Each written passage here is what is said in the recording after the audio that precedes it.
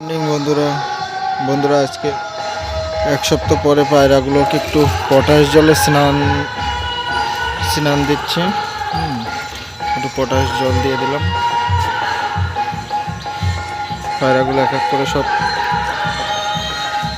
এক্ষুনি চলে আসবে সব।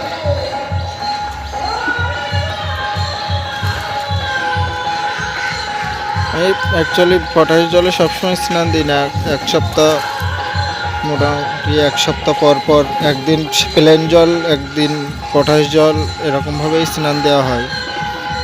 রেগুলার মানে যখনই দিই যে সবসময় পটাশ জলে স্নান দেওয়া হয় না, মাঝে মাঝে প্লেন জলেও দেওয়া হয়।